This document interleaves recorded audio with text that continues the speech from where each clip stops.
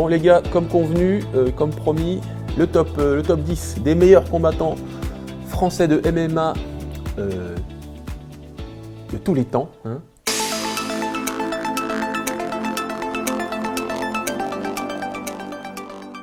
Donc vous avez marqué sur les commentaires que vous étiez chaud pour le savoir, mon top 10, qui est le top 10 officiel, qui est le top 10 qu'on ne peut pas revenir dessus puisque c'est moi qui l'ai dit. Voilà, alors, donc on va commencer. Je sais que ça va en faire râler certains. Moi, mais bon, moi j'ai ma liste aussi. Gilles, on fait une vidéo, frérot. Ah oui, mais on va faire ensemble. Qu'est-ce que c'est? C'est ma liste. T'as fait une liste? Ouais. Mais t'as pas mis les numéros? C'est ma liste. Ils sont dans la tête. Et moi, comment je fais? Mais non, on va improviser. Mais tu sais bien que je déteste improviser sur mes vidéos, Gilles. C'est-à-dire que ça se voit. Mais il n'y a pas de numéro. Grégory Bouchelaghem. Grégory Bouchelaghem, Gilles Arsène. Donc Gilles Arsène que vous connaissez, consultant pour RMC Sport. Il a été un pionnier du MMA en France. Il a combattu au Pride, hein, comme moi. On a tous les deux pris une rouste, mais ma foi, il fallait déjà bien y aller. La mienne était pire que la tienne. La tienne? La mienne, c'était la plus belle. J'avoue. On a fait un concours de rouste. Mais bon, écoutez, il fallait bien essuyer les pots cassés au départ pour ouvrir la voie aux autres. Essuyer les plâtres. Essuyer les plâtres. Hein. Je ne sais pas si mon expression était correcte. Mais écoutez, c'est très bien que tu sois là, comme ça on va comparer nos top 10. Et puis vous, derrière votre écran, vous nous marquerez quel top 10 est le plus judicieux à votre sens. Et puis on va débattre. Et tu as des anecdotes sur les combattants? Quand on a une anecdote, on balance. Ouais. Mais pas des trucs méchants, hein, parce que Jamais. Gilles... Non. Gilles, vous savez, c'est un mec qu'on peut parler avec lui pendant des heures. Et il va te dire, il connaît plein de choses, c'est passionnant. Donc j'espère qu'il va vous faire kiffer. Puis moi aussi, j'ai 2-3 anecdotes sur les gars. Hein. Numéro 10. Alors, moi, je ne fonctionne pas comme toi. On en a parlé un petit peu avant en off. Parce que c'est difficile de faire un top 10. Pourquoi? Parce qu'il y a tellement de combattants français qui ont contribué au MMA. Ils ont apporté chacun leur pierre. Et en plus de ça, les premières générations, c'est des gens qui ne pouvaient pas combattre pour des ceintures tout de suite. C'était plutôt des one-shot, un seul combat. C'est les générations ensuite, après, qui ont pu effectivement participer à des tournois et monter comme ça dans la hiérarchie. Donc c'est difficile de juger.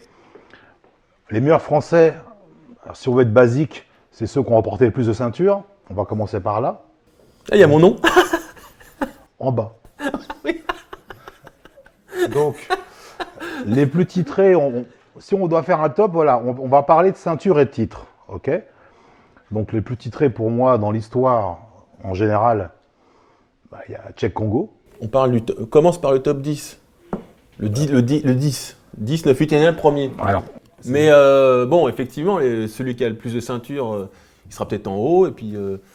Mais bon, vas-y, de toute façon, on a compris un top 10. De toute façon, pour le football, j'avais déjà fait l'analogie pour le football. 1, Zinedine Zidane, 2, Michel Platini, 3, Thierry Henry. Je pense qu'il y a un consensus pour dire que ce sont les 3 meilleurs footballeurs de tous les temps français, à peu près, un consensus à peu près. Et là, c'est du même acabit, tu vois. Il y a Platini, il n'a jamais été champion du monde, mais pourtant, il est dans le top 3. Tu vois ce que je veux dire? oui. On y va pour le top 10? D'accord. Numéro 10, pour Gilles Arsène. Vas-y, balance. Alors, le numéro 10, encore une fois, c'est compliqué parce qu'il y a les générations qui se chevauchent. Donc, je vais dire comme ça, voilà, Grégory Bouchelaghem. C'est vrai? Ah oui, t'es en bas. Mais c'est bien le numéro 10, hein. Bien sûr, c'est bien. Tu veux dire de tous les temps, hein? Moi, j'y suis pas. De tous les temps? Pour le moment, de tous les temps. J'espère que c'est pas la fin du monde, là. Jusqu'à maintenant. Les Mayas, ils ont dit 2012, ils se sont trompés. Voilà. Donc, Grégory Bouchelaghem. C'est vrai? Ouais. Ça fait plaisir. Ah oui. Mais t'aurais pu continuer. C'est ce que beaucoup de gens pensent. Ouais. Eh oui, toi, c'est une carrière un petit peu comme ça. Voilà, t'aurais pu faire de belles choses encore. C'est un sport qui est très difficile. Ouais. C'est un sport qui est très difficile. Ouais. Bon, je ne me suis pas mis dans le top 10. Mais c'est difficile de parler de soi. Mais bon, Grégory Bouchelaghem, ouais, je l'aurais peut-être pas mis dans le top 10, mais faudra voir le reste du top 10. Mais ouais, il n'a pas pris une ceinture. Il a combattu 2 fois pour la ceinture du Cage Warrior. Bouchelaghem, il a combattu 5 mecs de l'UFC. Il en a battu 3.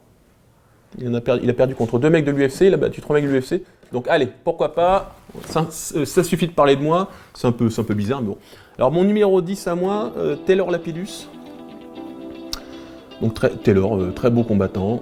J'ai pas grand chose à dire sur lui. Bah écoutez, il a fait une belle carrière à l'UFC, combattant complet, nouvelle génération. Il n'y en aura pas beaucoup de la nouvelle génération, mais Taylor Lapillus, j'aime bien. C'est un des rares gars que je n'ai jamais rencontré dans la liste, mais bon, je l'ai mis en numéro 10. Voilà.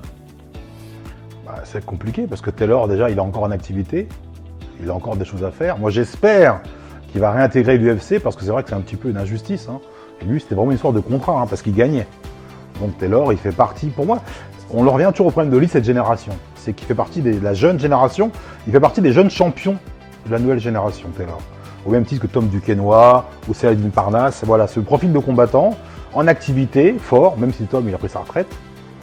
Et donc, je pense que Taylor, c'est difficile à placer parce que c'est pas fini encore pour lui. Taylor, il a déjà plusieurs ceintures, hein, TKO. Ensuite, je sais plus ce qu'il y a d'autre encore. Bon, il y en a plusieurs.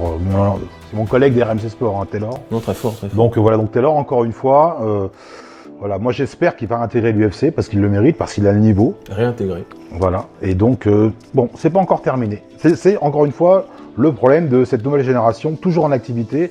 Donc c'est difficile de les placer parce qu'imaginons que demain, qu'il devienne le champion de l'UFC, donc il va devenir le meilleur de la liste. Donc c'est ça que c'est difficile. On peut pas présager du futur, mais voilà. Déjà rien qu'avec son jeune âge et sa courte expérience entre guillemets. C'est pour ça que les champions en devenir, mais déjà avec une expérience, Saladin Parnasse, qui pour moi est l'espoir, le numéro 1 français au niveau de l'espoir. Bon, bah, Saladin il a déjà une ceinture, mais c'est pareil, il est en devenir. On attend la suite. Donc Saladin, je l'ai mis dans les mentions honorables. Hein. J'ai mis top 10 et puis 10 mentions honorables. Saladin, bien sûr, j'ai mis en mention honorable. J'adore ce combattant, il est super complet, il est infatigable, très beau pied-point, beau sol et tout, j'aime beaucoup. Numéro 9. Tiens, c'est moi qui vais commencer, comme ça on va alterner. Numéro 9, donc un combattant que les jeunes générations ne vont pas connaître, ils vont dire mais c'est qui lui? C'est Moïse Rimbon. Donc Moïse, il n'a pas eu la carrière qu'il méritait, mais je peux vous dire que ce gars-là, c'était un assassin. Et tous ceux qui l'ont côtoyé de près ou de loin, surtout dans les salles de sport, connaissent son niveau. C'est un combattant incroyable. Il a battu, qui c'est qu'il a battu de très fort? Alex Timling, qui était le tombeur à l'époque des combattants brésiliens. Non, Moïse. Il a combattu contre Nogueira, le frère. Bien sûr. Il était à la décision. Il était blessé quand il l'a fait, au genou. Donc, malgré tout, il a tenu la distance. Moïse, c'est pour moi peut-être même le plus fort de la première génération. Moïse, c'est quelqu'un que je connais très bien, d'extrêmement doué. C'est quelqu'un avec beaucoup de facilité, très technique, puissant. Il vient du pied-point à la base. Hein. Très explosif. Exactement, il vient du pied-point. Je m'en souviens, on tournait ensemble chez Loïc Porra. Et donc voilà, Moïse c'est un boxeur et donc qui est ensuite devenu extrêmement fort en grappling, donc avec un gros physique. Et puis encore une fois, Moïse c'est un combattant avec beaucoup de facilité, très relâché, il n'a pas de stress, voilà, il aborde les combats tranquillement. Et c'est pour moi le premier, je dirais, français qui a vraiment bousculé des grands noms. Et puis donc, maintenant il a décidé de partir un petit peu. C'est vrai que Moïse c'est quelqu'un d'un petit peu taciturne. Oui, mais bon, je le comprends parce que je partage beaucoup de ses idées. Donc c'est vrai qu'il aime pas trop. Il aime pas trop le milieu. Exactement, voilà, il préfère rester dans son coin. Mais encore une fois, Moïse, on en parle sous peu, malheureusement. Mais pour moi, je le dis et je confirme, c'était peut-être le plus fort de la première génération. Ah, je sais pas pourquoi il a pas percé, que ce soit au Pride ou à l'UFC, il méritait largement. C'est un monstre. Le mec, c'est un monstre. Tu combats contre lui, il met tout le monde d'accord. Il m'a envoyé en l'air. Après, c'est toute autre histoire, c'est un autre temps. Un temps où, encore une fois, les combats, c'était un petit peu de one-shot. C'était des opportunités qu'on avait. On ne pouvait pas vraiment construire de carrière. Hein. Alors que maintenant, c'est différent parce qu'il y a vraiment des parcelles. Hein. On peut combattre au Cage Warrior. On sait très bien que si on gagne la ceinture du Cage Warrior, du TKO, on est propulsé peut-être à l'UFC. Donc voilà, maintenant, on peut réellement construire, et tant mieux. C'est ça l'évolution du MMA. Alors qu'avant, non. Avant, c'était vraiment à l'arrache. Peut-être qu'il n'était pas dans la bonne, il n'était pas dans le petit papier des gens qui décidaient aussi, je sais pas. Eh oui, parce que à l'époque. Que c'est quelqu'un qui ouvre sa gueule énormément. Oui. Et puis il a pas la langue dans sa poche et bon. Ok. Moïse, tu l'avais mis dans ton top? Bien sûr, c'était quoi évidemment. ton top 9, c'était quoi toi? Mais moi, encore une fois, j'ai pas classé comme ça parce que, je le dis et le redis, parce que c'est difficilement classable. Parce que, comme je le disais, il y a un problème générationnel. C'est difficile de juger un tel et un tel. Il y en a qui ont eu des ceintures, il y en a qui n'en ont pas eu, mais qui potentiellement sont aussi forts, peut-être même meilleurs. Donc voilà, moi j'ai pas fait Classe, numéro 9, c'est qui? Je veux un numéro 9. Bah, je t'en trouve un. Bon, Jean-François Lenogue. Jean-François Lenogue en 9? Ouais. Bon, bah écoute, Jean-François Lenogue. Alors Jean-François, moi j'aime beaucoup, on a fait une vidéo avec lui. Hein. Jean-François, de toute façon, j'avais déjà fait un peu son parcours. Il a combattu des monstres. Il a combattu au Pride déjà contre Kikuta. Il a combattu le Cubain, là, Yuki Yuki Kondo, Hector Lombard. Décision à chaque fois. Hein, donc, il a tenu tête à des monstres. top 10. Voilà. Damien Riccio, il a combattu contre Damien. Exactement. Contre Mark Ware aussi, Oui. Que j'ai combattu aussi. Non, mais gros palmarès, mais il n'a jamais vraiment battu de grands noms. Non, mais encore une fois, on en revient au même problème. À l'époque, Jean-François Lenogue a fait partie, un peu comme Moïse Rimbaud, des premiers Français à vraiment tenir tête et battre des noms du MMA. Donc, certes, il n'a pas eu de ceinture, etc. Mais il a marqué l'histoire du MMA. Ah bah, Jean-François a marqué l'histoire. Hein. Moi, je me rappelle les plus gros combats en France au tout début, c'était Anthony Ria contre Jean-François Lenogue. Ils ont combattu plusieurs fois ensemble. Puis moi, j'étais là en train de lire Karaté Bushido. Je faisais « Ah, génial, j'adore ces deux gars !» C'était mes héros, quoi. Hein. Parce qu'à l'époque, c'était que du papier. Il n'y avait pas Internet, tout ça. Maintenant, on pouvait avoir un contact direct avec tous les combattants et c'est beaucoup moins spécial de les rencontrer. Mais à l'époque, juste les voir du coin de l'œil, c'était super, quoi.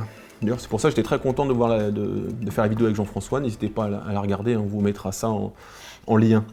Donc je pense que c'est pour ça que dans la liste, on ne doit pas seulement juger par rapport au titre acquis, mais on doit juger par rapport à ce que la personne, comment elle a pu marquer l'histoire du MMA français par des victoires ou par le fait de tenir tête à des stars, etc. Donc c'est là-dessus qu'il faut marquer.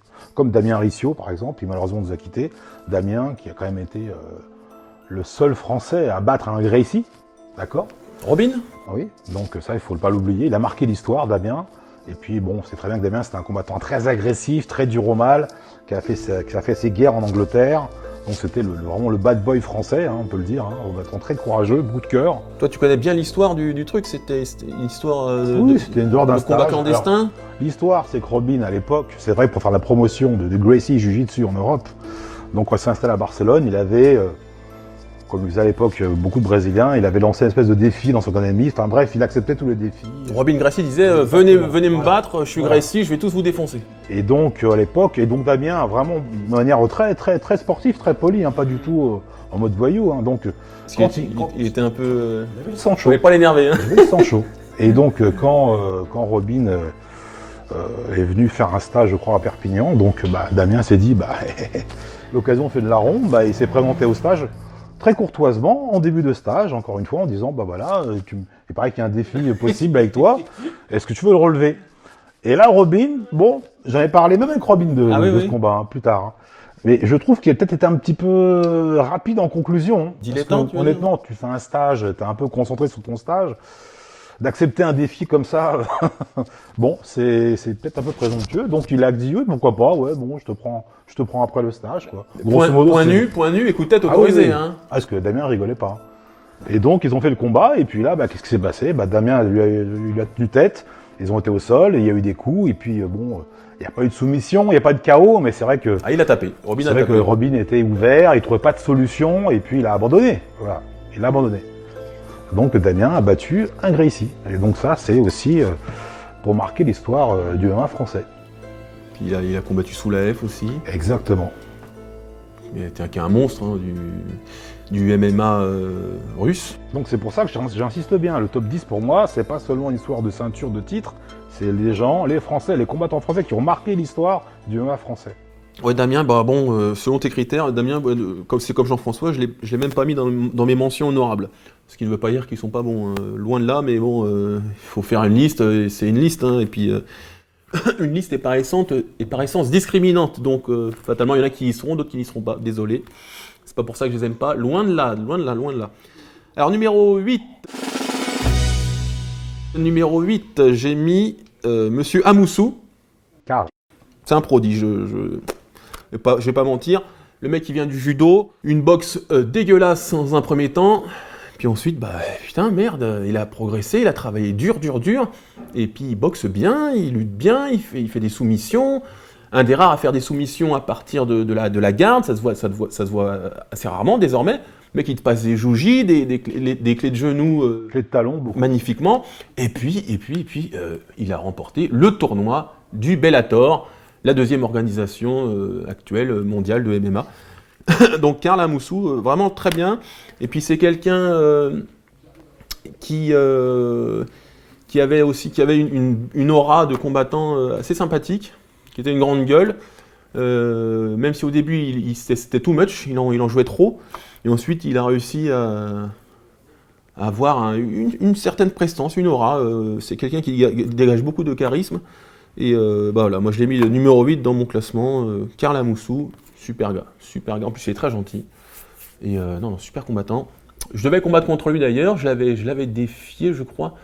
C'était sur le ring de l'ASF. Et il était monté sur le ring et j'avais pris ma bouteille d'eau, j'avais fait comme les catcheurs, je l'avais renversé dessus et tout.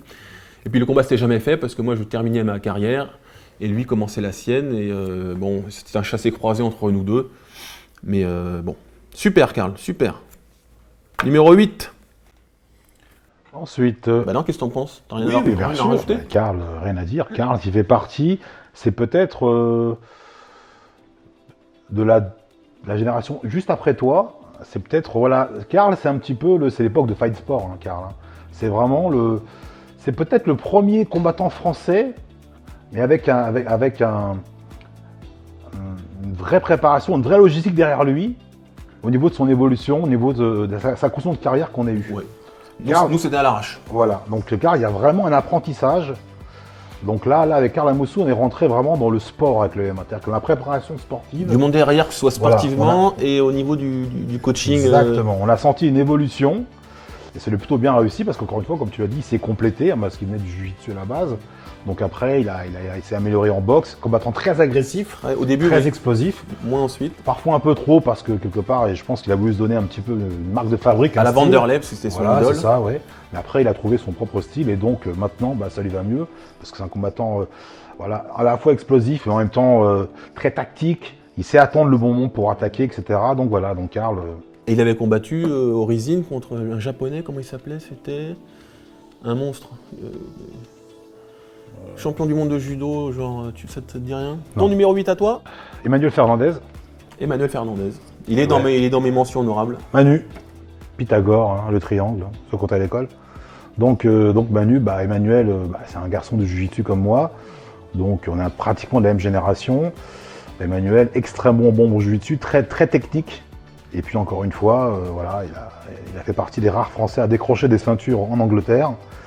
Et Cage puis, Warrior. voilà, et puis quelqu'un de très simple, de très sympathique, qui encore une fois gagne maintenant. Hein. Dernièrement, il a gagné au championnat de France. Voilà, il combat en adulte, il a combattu aux Europes, là il a gagné à Lisbonne. Donc voilà, un garçon très sérieux. Voilà, malgré son âge, il est quand même un peu plus jeune que moi, mais bon, il est toujours très affûté. Et à l'époque, il a amené voilà, ça a été presque, j'oserais dire, les premières victoires françaises en MMA. Enfin, c'est comme ça que moi je l'ai perçu, des gens de jiu-jitsu brésilien. Voilà, c'était un petit peu, je dirais presque notre Royce Gracie à nous, quoi, quelque part. Il venait du JB, mais il a commencé à décrocher des ceintures en Angleterre, voilà. Donc, Alors, bah, et son frère aussi, Frédéric, n'oublions pas, Frédéric Fernandez, Emmanuel Fernandez. pour l'anecdote avec Emmanuel, pour vous situer l'humilité de la personne, parce qu'il y a souvent des valeurs qu'on met en avant, comme la force, la détermination, le courage. Il venait de... Je combattais pour la ceinture du Cage Warrior contre Matt Ewing. C'était ma première défaite que je subissais, même mon premier combat en cage d'ailleurs. Et donc j'avais perdu. Et donc j'étais dépité. Hein. Et lui, ensuite, il combattait pour la ceinture aussi du Cage Warrior, contre Ian Butling, je crois. Un boxeur. Et donc il lui met son fameux triangle. Ils sont super contents, bah, normal, il gagne la ceinture. Et bon, bah, je vais me laver, etc. Et puis je sors et tout. Et je les vois qui font la fête dans le couloir. Et puis moi j'arrive et tout. Et puis ils font oh, toc toc toc toc, il y a Greg et tout. Et puis ils sont calmés tout de suite. Puis ils m'ont fait ah c'est bien Greg, c'est dommage et tout. Et ils ont baissé leur ardeur pour pas que j'ai les boules d'être seul à perdre, tu vois. Et ensuite quand je suis parti, puis je les ai vus, ils ont recommencé à être contents, tu vois. Et j'ai fait ah putain ça c'est des bons gars quoi. C'est une preuve d'empathie et voilà. Emmanuel Fernandez, magnifique mec, je l'ai mis en mention honorable. Emmanuel Fernandez. Numéro 7. Encore moi? Ah oui, c'est toi maintenant. Ouais, non, c'est moi qui ai dit Emmanuel Fernandez. Allez, c'est à moi de le... Allez, je vais dire. Alors, numéro 7. Tonton, c'est son surnom. Donc, Christian Mpumpu. Bah, déjà, c'est un grappleur d'excellence. Et en fait, il y a assez peu de grappleurs qui arrivent à faire la transition entre grappling et boxe. Parce que les grappleurs, ils ont ce gros défaut en général d'avoir peur des coups. Et Tonton, il a su se remettre en question, travailler sur sa boxe. Il a obtenu une belle boxe. Et il a, lui également, comme Karl, il a remporté la ceinture du Bellator. Voilà. Et il a fait des très bons combats, combattant longiligne, puissant, très technique. Et il a combattu aussi contre Quinton Jackson. Il a combattu contre l'autre, là, le noir très costaud, la Phil Davis. Donc voilà, on lui a mis en face des gros morceaux. Il a perdu, certes, mais avec les honneurs. Et non, c'est quelqu'un que j'ai toujours admiré. Voilà, Tonton, Christian Mpumpu. J'adore, numéro 7 pour moi. Donc Christian, on se connaît bien parce qu'on tournait souvent ensemble. Hein, Ouais, j'avais mon club au Lila. Donc comme tu disais, Tonton, quelqu'un de très calme, très sage, voilà. Et puis encore une fois, très technique. Il vient de l'école de BTT France, hein, à l'époque, Céline Assay, Cadran Parisi, Kassim Anam, etc., Brian Rafik. Donc voilà, donc il fait partie de ces meilleurs combattants-là, du vivier comme ça de la BTT, et tous ces gens-là, hein, Norman, j'allais citer juste après d'ailleurs. Norman Parisi ? Ouais, donc ils font partie des... Voilà, Numéro 7 ? Oui. Ah bon ? Pourquoi bon ? Oui. Ah oui, Norman, il a fait du boulot, hein. Non, au niveau international. Ouais, bah écoute. Oui. C'est pourquoi j'ai la rage ? C'est parce qu'il a battu Paolo Filo. Ah bah d'ailleurs qu'il est meilleur que toi alors. Ouais. Son combat contre Paolo Filo, il était... Il était sur la fin, parce que c'est vrai qu'il avait quelques petits problèmes, je dirais, psychologiques, voilà. Parce qu'il se dopait comme un goret. Nous ne sommes pas là pour... On s'en fiche. ça ne nous regarde pas. Alors si nos auditeurs, il y a beaucoup de gens qui ne connaissent pas, bon bah c'est normal. Hein. Je veux dire, si vous avez 20 ans, par exemple, moi j'ai fini ma carrière, si vous avez 20 ans aujourd'hui, j'ai fini ma carrière, vous avez 7 ans. Donc vous ne savez pas qui je suis. Non, et c'est encore pire avec Gilles. Qui êtes-vous ? Oui, c'est ça. Hein. Vous le croisez au supermarché, vous faites pousse-toi, Jean-Jean, pousse-moi, j'étais là avant toi. Personnellement, ça me dérange pas. Hein. Je sais qu'il y en a beaucoup qui aiment bien dire je suis le premier. Moi, je suis le premier de rien du tout. Je suis arrivé dans cette histoire, comme tout le monde, ma petite pierre à l'édifice. Gilles Archen était le premier combattant à combattre au Pride. Et puis il a pris quand même... Parce qu'on vous fera un autre top 10, les amis, je vous le dis tout de suite. Le top 10 les plus grosses branlées. Champion. Et moi, deuxième. Non. On fera aussi un top 10, tout sport de combat confondu, des légendes. Lui, il a combattu un mec qui sera dans le top 10 des légendes. Kazushi Sakuraba. Tout sport de combat confondu. Voilà. Et lui, il a combattu ce gars-là. Donc, c'est comme si tu allais affronter Mike Tyson en boxe anglaise. Donc, qui ne prend pas une branlée contre Mike Tyson ? Personne. Levez la main, personne. Que celui qui n'a jamais perdu me jette la première pierre, pour paraphraser un homme célèbre. Numéro 6. J'ai mis Tom Duquesnoy. Oui, Tom. Tom qui était hyper complet aussi, à l'instar de Saladin Parnasse. Il avait un peu le même style, une belle allonge, fougueux, il a très bon coude. Très complet, c'est un des premiers combattants qui soit très complet de cette génération. Il n'a pas tout à fait le même style, hein, je trouve pas. Bon, moi je trouve, écoute. Tom Duquesnoy, il a un style plutôt au contraire assez classique, hein, c'est-à-dire bon kicker, bonne transition en lutte.